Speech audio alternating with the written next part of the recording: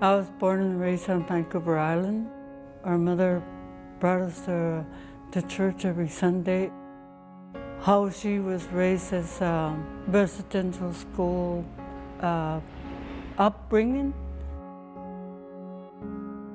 She would beat me with a broomstick, and it was because I didn't do the household chores right, and maybe I went to bed. I don't remember crying.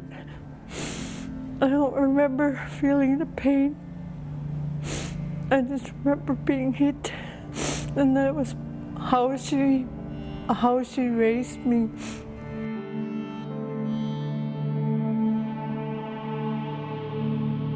I remember that, just hearing those words all the time is who I thought I was. That nobody's ever going to love me. I'm always going to be ugly, and I'm always going to be stupid, and I'm never going to amount to anything.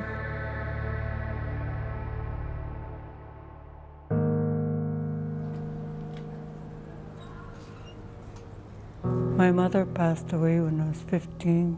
I felt like all that pain was over. Yeah, because I was finally set free from being beaten and being talking mean to. The only escape that I truly found was finally accepting Christ in my life.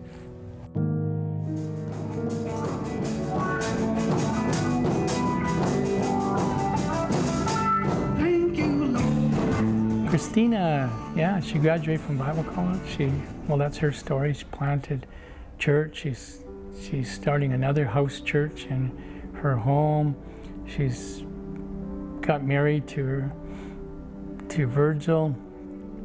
She's just a wonderful leader and grandma within her community, and everybody recognizes how much the Lord has done in her life. I was just up to living my life the way I wanted to, and that was drinking and doing drugs and that sort of thing. We lived in Surrey before, and so that was my idea. We were going to move back to Surrey. But we ended up being homeless for about a month. And for that month, I was in these lineups with my boyfriend, who is now my husband, and my son. In these different churches, we were being fed, we were being served. And when we walked in, that place was so set up. It looked like they're gonna have a banquet there. We came to the wrong place. It can't be the place. And this lady came to us and she said, "No, you've come to the right place. Come on in."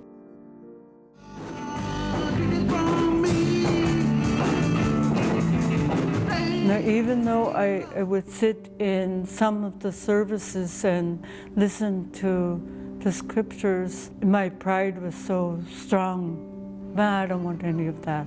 No, just mumbling against the Word of God. And I really felt the presence of God there. And I could see the people in there, the chairs were all set up church style, and they were lifting their hands up, praising the Lord, singing praise and worship songs to the Lord. And when that was happening, I truly felt the presence of God again. And the more I sat in the church and listened to the scriptures, the more I realized that this was true.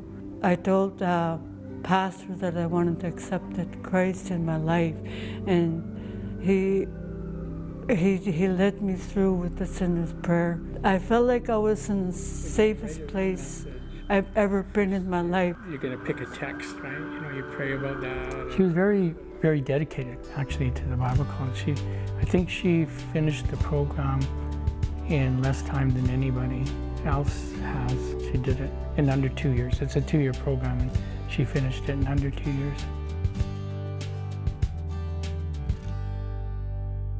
For our people, for the First Nations or the Indigenous peoples or the Indian people, to forgive the residential schools, to forgive the priests, to forgive the nuns.